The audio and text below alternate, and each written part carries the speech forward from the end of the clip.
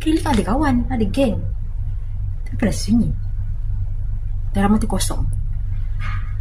Dan Fiza buka, scroll. Masa tu aktif dengan Facebook kan. Buka Facebook, scroll. Tiba ada quotes ayat. Tulis, you never alone, Allah is with you. Simple kan ayat dia. You tak pernah seorang, Allah sentiasa dengan you, dengan kita. Simple je ayat dia, tapi macam tersentak. Bila sentak tu rasa macam rasa lain tau. Dia rasa macam kan. Dari situ Fiza mula balik solat. Bila Fiza mula balik, Fiza terus bukan benda ni tak patut cerita, tapi Fiza rasa macam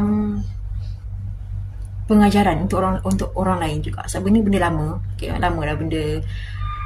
Berapa tahun? 8 tahun lepas. 10 tahun lepas.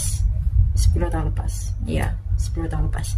Benda lama, tak nak bawa benda ni, tapi biasa benda ni bagi pengajaran juga.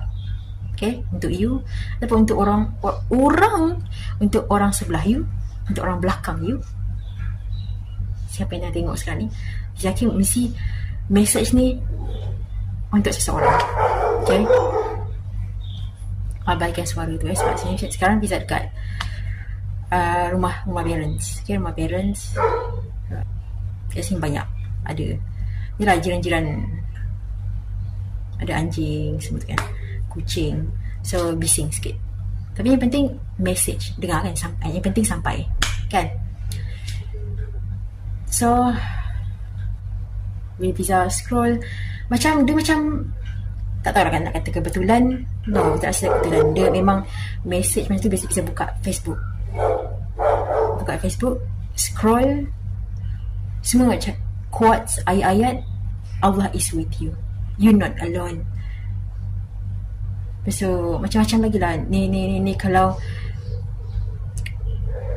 tak dapat buat semua, jangan tinggal semua. Kira macam kalau tak dapat nak buat semua ibadah, jangan tinggal semua ibadah. So dia macam peringatan. Macam scroll. Kenapa ni? Kenapa semua cakap pasal ayat-ayat macam ni? Tapi macam bila makin bisa baca, hati tu rasa macam inilah Fiza cari.